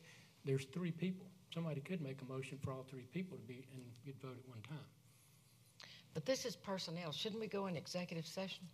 Well, after you get a motion, then yeah, we can go in there. If we're not going to get a motion, then but get a motion, get the names, and then go in there and discuss the names that have been recommended if we need to, and then come back out and vote. If we're going to discuss personnel matters, qualifications, and all that kind of stuff. So, is there a motion for a nomination to town judge? Well, wait a minute. We're actually kind of voting on it in advance if we get a motion in a second, right? We're just getting the names out there, and then if you. But if I don't get a second, though, that name doesn't get in the hat. Right. So that's voting on it, basically. No, it's just making the appointment right now, and then we would amend it and add other names. If I make a motion for Perry Mason and he doesn't get a second, well, then it doesn't. The only names you can make a motion. I mean, for my are point the is 3 names that had been submitted, because those are the only ones that had turned. No. Oh, yeah. It's saying motion for judge. It doesn't say what names on there. We've had these 3 names turned into us. Everybody was given an email. Everybody was given an opportunity to ask somebody else to submit their information. So we should have all 3 of these people names that we're voting on, and then just figure out which one we want to vote on. You can. We shouldn't get a second. We shouldn't have to have a second for that. If you're not going to get a second, you're not going to get a vote. Not necessarily. Well, if you don't get a second, that means you only got 1 vote. Then you don't need to waste your time voting on something. You only got 1. But the problem is that these people. Harry Mason's dead. Oh yeah, you're right. We need to yeah. Okay, I'll make a motion. Okay. Nominate, the motion's in favor of Judge Adams. Okay. Is there a second? I'll second that. All right. Any other motions to amend that, to add another name? I make a motion that we add Eric Hale. To Eric Hale. He was on the list, right? Yeah. Is there, let me make a note. Is there a second? And I'm not going to say, and I think you do a great job, but I don't want to have to. Wait a minute. You attorney or that's my something, point. You would just, if you don't second it, he doesn't get the. This is what I'm saying. You're voting in advance. Is there This a is second? wrong. Well, if there was a second, we would take it into executive session and vote. No, we won't vote in an executive session. Well, I'm saying we would discuss it, so then we discuss could the come names out and the and then vote. qualifications and all that. But if you don't get a second, we're not even. His name is not in consideration. Right. Correct. So you're already voting. You're already basically voting. So is there a second? No second, that motion fails. Is there another amendment? You could. We have one other Second it name. again? You could second. Okay, What I'll is it? second that. Okay. Okay, so now you're Now getting. we go to executive So session? now we're No. going to executive You got one more name. We got what's the third guy? Whatever his name was. Larry Whittaker. Yeah, whatever. I don't even know who it is. I didn't say I'm going to vote for him, but I want to be considered. So I make a right. motion that we second it, or make a motion for him. These people spent the time to submit the name. I think we should be considering them all, not Well, getting a second. I mean, that's voting Had all this prematurely. information for I don't know how long, so you should have already considered it, really, actually. We should be ready to vote when we get here to council meeting. Well, I am ready to vote, but I mean, you got 3 names. You should have 3 considerations, So and you you want just vote for the Stay best here one. longer, that's fine. Who else? Anybody, any other amendments? What's Stating his name? Larry, whatever his name is? Larry Whittaker. Wiggins? Larry, whatever? Whatever his name, I don't have, you got the You don't paper, know? you got the paper in front of you. You I got don't it in have- front of you? I don't have it in front of me. Oh, where's it at? It's at my desk at home. Huh. That's good. You want to run and get it? No, well, I got what it yours. is? I got yours. No, I got mine. Okay. So there's been another amendment. Nomination. Another, yeah. Well, we're amending the motion to Is a nominate second. another name. Right. Is there a second? I'll second it. There you go. So now we got three names. Three names. Three considerations to make. Fine. We need to just vote on them, right? So do you want to No, make a we have motion to to go go into into executive executive session and discuss? For what? Yeah, but We already been a had the motion. paper. You said we already had the Vote against papers, it. right? You don't want to go in there? There's been a motion. Is there a second? second, All right. personnel, we need to go into executive session. God.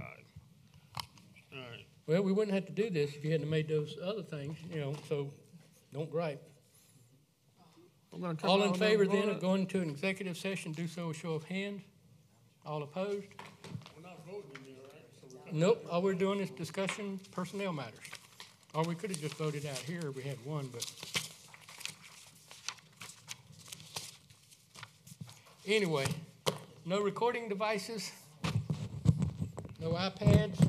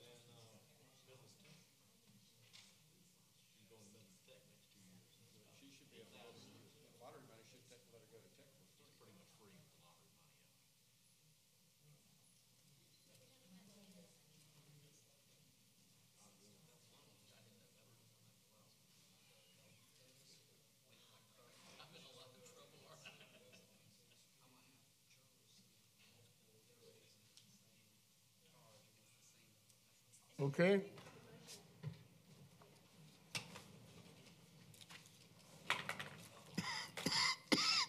All right, just stacked up on candy.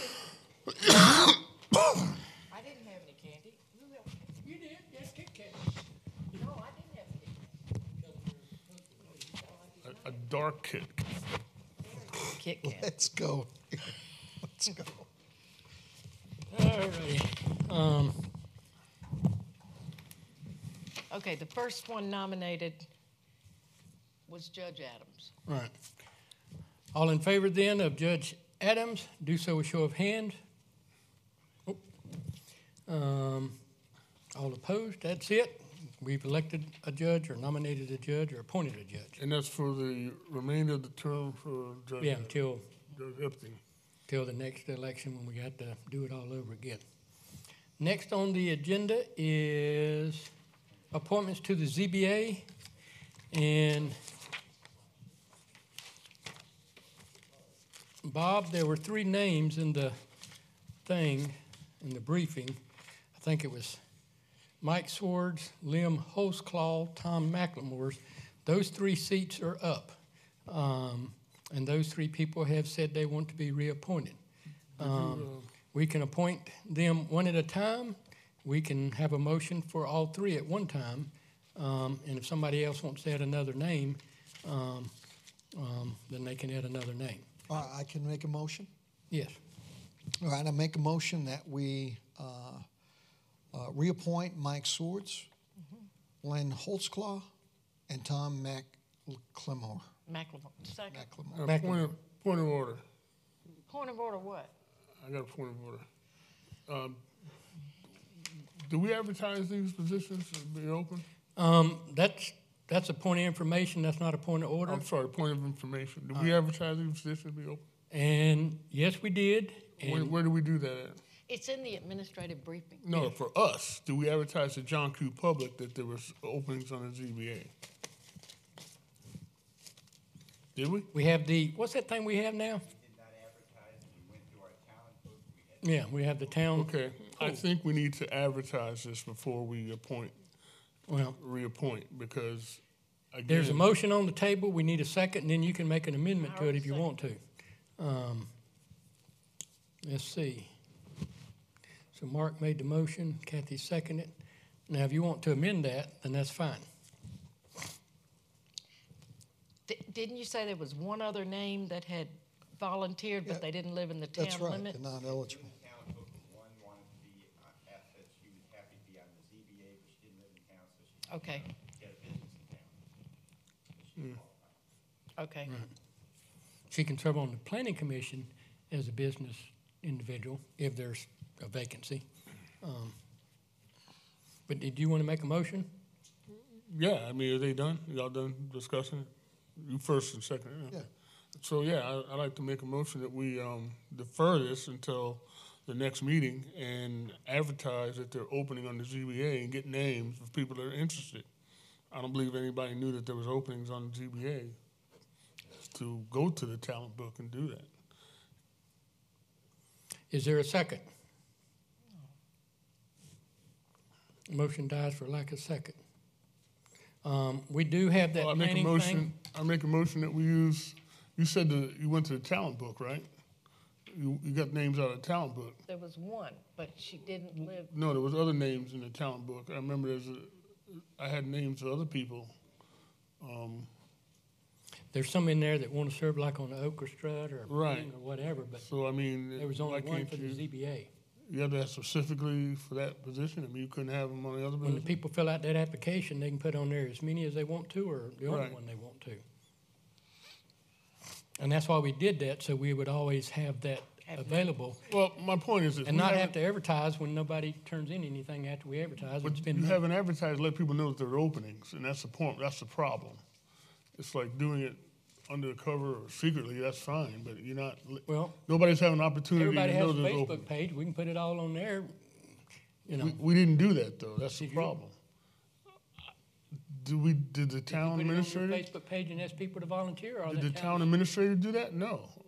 Well, I mean, no, that process so you want to make didn't another happen. motion? That one died, so what's your other motion?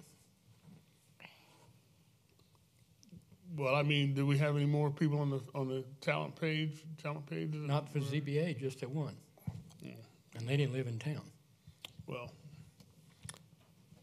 I think it's a little scrupulous, to be honest with you, but that's just me. Well, and in the past too, when we've had people who served and wanted to serve, we've reappointed them. So even if we advertised and got names, and Doesn't matter, you never get anybody new that wants to serve, because And you I've- never let them know that there's openings to serve. Said it before. If we want to do term limits on those things, we can, and put it on the agenda and let's talk about it and settle the term limit. And then that way you can take people off and put new people on. The problem is we've had that talent pool thing up and other things, and you know. But you're not even going back to that. I mean, there's other people besides the ones that you're talking about that specifically said, I want to be on the From ZBA. my understanding, there wasn't. Anyway, do you want to make another motion, or are we ready to vote? All in favor then of the appointments to reappoint Mike Swords, Liam Holzclaw, and Tom McLemore back to the ZBA, do so with show of hands. All opposed? And this is a period of what, 3 years? I would have, Is it 3 gone years? with you if it had been planning commission but the ZBA, we have to beg people to do that. You wouldn't have to beg them if you told people there was an opening on these boards and commissions. Well, Nobody told anybody there was an opening on. we've ZBA. always done it in the past, and it never worked out. That's why we started that talent pool, to have names in there all the time to go. Well, I'm sure in this climate, we would have found a lot of people willing to serve on boards and commissions, but we didn't tell them that there was an opening. I'm if not you wanna sure keep it of that. secretive- That's why I voted not to If do you it, want to because keep I it don't think secretive, then that's fine. it's not. It was out. That planning talent pool is on our website 24 hours, 365 days a year. Anybody wants to serve, sign up. They can do it But anytime. there's they no want to. opening unless we tell them there's an opening for something. And we had an opening for something, but they didn't tell them that there was an opening, so there's no reason to go sign up for it. There's a reason for them to sign up anytime they want to serve. They put their name in the hat and say, hey, when something comes available, here's my name. Yeah, okay. Next item is presentation by citizens. This is where anyone who wants to address council on anything, regardless of whether it was on the agenda or not, may do so at this time. All we ask is you give us your name and address for the record. George Glassmeyer, 100 Denbeck Road. Sometimes it seems like this council either doesn't listen to me or I'm speaking in a foreign language. At the last council meeting, when you did second reading on the proposal to amend the house numbering ordinance, at the end of that meeting and presentation by citizens, I pointed out the flaws that were in that ordinance as you passed it on second reading. Tonight you passed it on third reading without changing, from what I can tell, what was on second reading, and it still remains advisory rather than mandatory. Unless I'm misreading it, it provides that residents may, but don't have to, place numbers on the curb, and they may, but don't have to, put numbers on their mailboxes. But if they decide to put them on the mailboxes, then they must meet the standard. So as a resident, I can decide to put no numbers anywhere and I'm in compliance. The only way that can be enforced by law enforcement is should a resident elect to put numbers on their mailbox, then they better be in compliance with the standards for the numbers, and if they're not, then they can get abated and charged criminally under the ordinance. But That's right. other than that, it's just advisory. Okay. And municipal ordinance should not be advisory. You might as well put it on there that, include in there that I may put balloons on my mailboxes, I may put widgets, and I may put stuffed animals on my mailbox. I understand. So I don't understand why you're going through this. That's a waste of time, it's a waste of space in the ordinance book, and it's confusing for law enforcement and the citizens. Either make it a requirement or don't have it. I want to revisit a few things that were said during discussion in this meeting. First of all, Ms. Condon, you alluded to the proposed position for the lieutenant in the police department, which God knows that was beaten to death on discussion at some length when it was first proposed. And I want to reiterate my position that I'm not opposed to that. However, I don't want to see that particular position funded, let alone filled, until all the patrol vacancies are filled, which last I heard, the chief's working hard to fill them, but at one point in the recent past, there were 7 patrol vacancies. It's not about money, it's about manpower. That position should not be filled now. I don't care if you're awash in funds, it's a manpower issue. You need to fill the patrol vacancies first before you fill that, because if you fill that now, you're going to exacerbate the patrol vacancy problem. I hope you get that. Do you get that or not? Just shake your head. The lieutenant thing can't. We're not going to. Okay, we're not going to debate. Fair enough. Yeah. Mr. Pouliot, when he was discussing the budgetary issues, I think Mr. Walker may have misunderstood him, but I heard Mr. Pouliot clearly. He stated that previous councils had spent more on various projects than those councils told the citizens would be spent.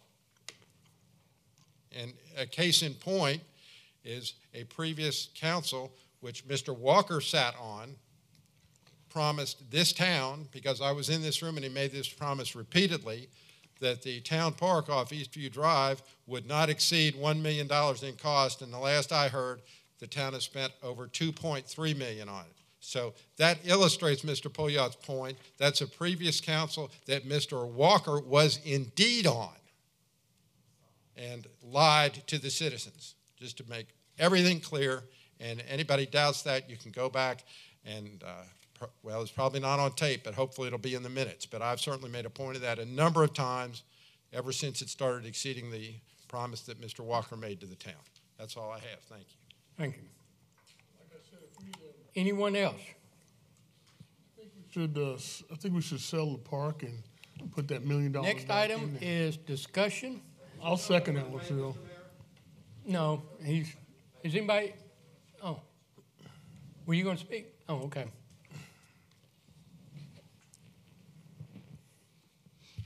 My goodness, doesn't this bring back memories from the 90s? From the 90s? Good memories, right? Good Pardon me? Good memories? Well, there was give and take on both sides. Let's put it that way.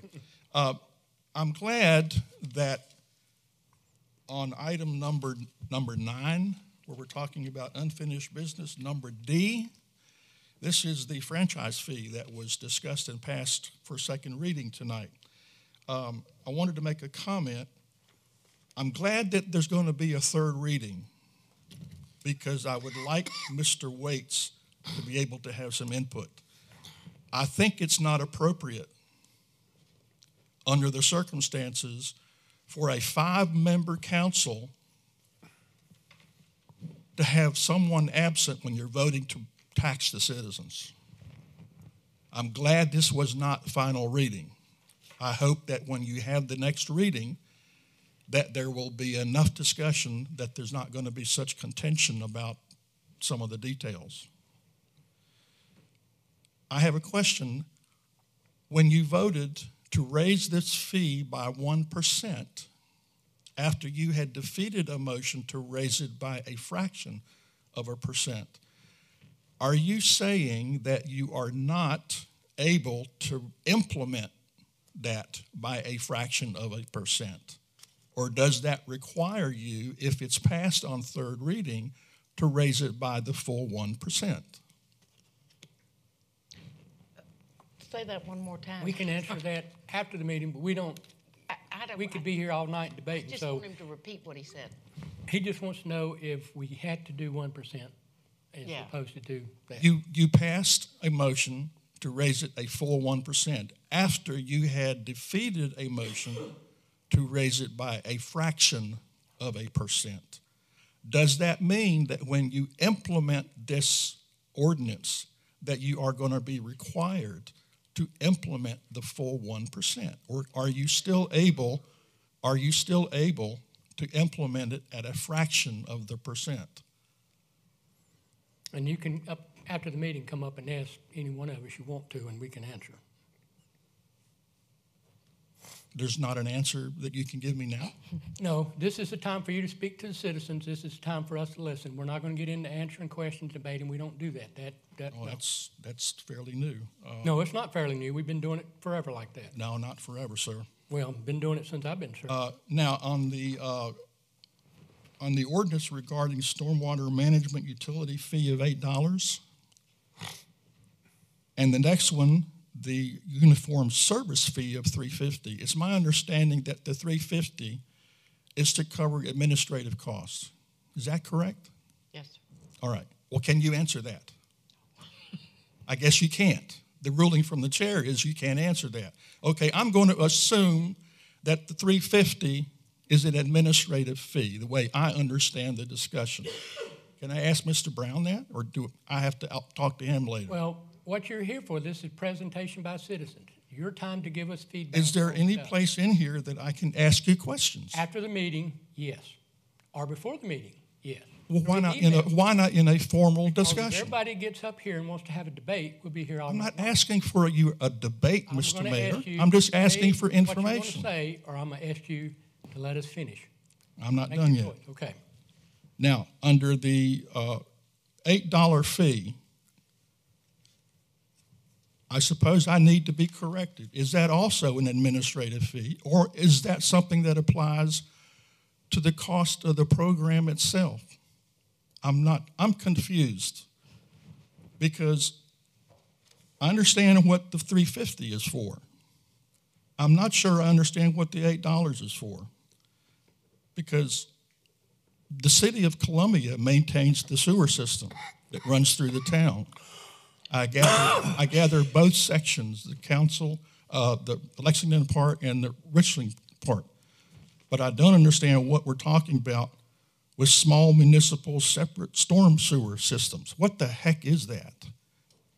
Can somebody tell me? After the fucking meeting.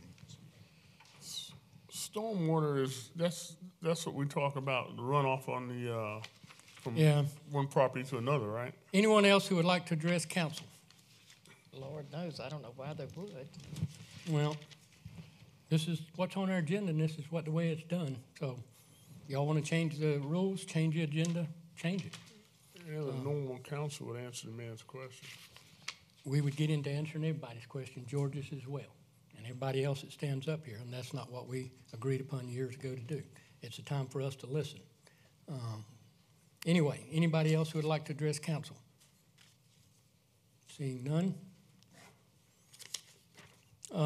Next item on the agenda is the discussion on council member decorum.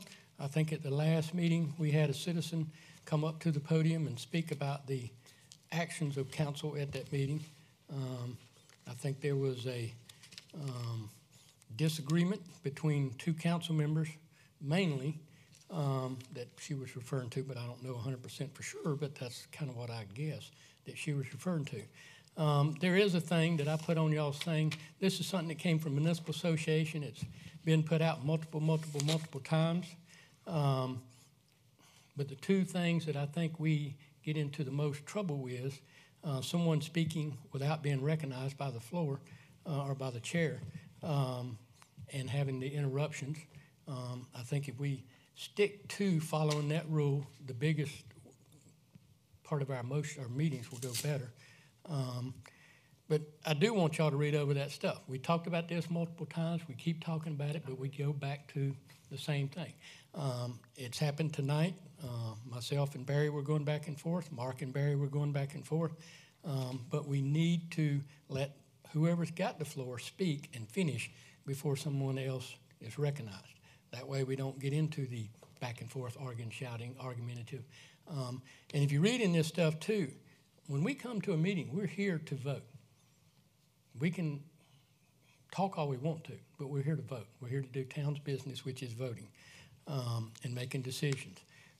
We have an opportunity to speak on a subject and to let other council members know where we stand and try to influence them to vote the same way we are, vote for something, vote against something.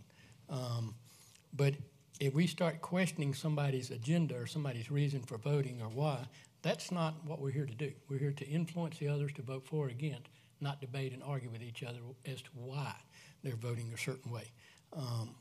And also, it says in here, and we've gone over this multiple times, all questions are to be directed to the chair, and then the chair can direct them to the attorney or the. We get into asking everybody else, everything else, we're going to get off track. A lot of that stuff can be handled before the meeting. Call up. Where does it say that at? Call up whoever and ask them. Where does it Call say the that at? attorney. Where does it say that at? Thing All there. questions are directed to the chair. Where does it say that at? In here, just Where? I'm looking at it. I don't see it. Where it says that? you can keep looking at it, and it It will pop out. doesn't say that. Is my point. It does. It does not say all questions directed to the chair in here anywhere. All right, I'm gonna go 1, 2, 3, 4, 5 dots down. Okay. What does that say? Would you like to read it? Anyway, these are some of the things that the municipal association has said has caused most major problems. And I think we need to work on following these. When someone's standing there under presentation or either way, and I don't understand what they're saying, I can't tell them, would you say that again? If you want them to speak up, that's a different thing. If you want to ask them what they said, that's a different. That's but ridiculous. answering- He lost That's me on ridiculous. that last one. That's Well, why Of course he I wanted did, to because repeat it. you're asking for clarification, which is not unreasonable. Any other reasonable presiding officer would let you ask him, what did you say? And that's We're not talking about- unreasonable. We're talking about asking questions He and did debating. repeat it, though. That's what we're Well, I'm speaking saying, but if you didn't understand, if you weren't clear what he was saying, it's not unreasonable to ask him that. And if you had, Unless you got Questions? something to hide, and you're trying if to you hide got, something. well, no, I'm trying to keep the meeting and through in a certain amount of time without a whole lot of arguing and debating up here. Well, nobody's For no arguing. reason. Nobody's arguing. Kind of like this, yeah, you do. When you give proposed ordinances changes like you just did tonight that you didn't have on the agenda on the iPad, and you spring it on me at the meeting, yeah, there's a I question. didn't spring this on you. It just was added tonight. I didn't edit. Who added it? I don't know. Oh, you don't know? Okay, that's why we didn't vote What on came it from because Bob it and wasn't. what Bob told us we need to look at, so would you? Well, that's the kind of things y'all do, is not pass this information ahead of time so we can vote on it. That's why there's a lot of questions and stuff Well- brought Talking up. about this? Yeah, Oh, okay. and I think at the last meeting, It was you same had stuff thing. on your iPad It was brought at the the Friday last night minute. before, and you never looked at it the Monday after. It wasn't so the Friday I don't know night what difference before, it was makes brought to you. that night. But It was brought to y'all the Friday night before, we're but it just wasn't brought arguing to for me. the sake of arguing. But this is the same example of what we were talking about, though. Yeah, But that's fine. So- We can do decorum all you want. I just asked y'all to look over that and read it, and we need to kind of, if we have respect for one another up here, we would try to quit interrupting each other and all that kind of stuff. If we don't, well, we probably never will, but we'll just keep debating and arguing. But, and be here till 9 or 10 o'clock and keep staff and everybody else here. It is 9, after 9. Yeah, Are we ready? yeah. I think next is no executive session needed. Next would be a motion for adjournment. I make a motion. Second? All in favor?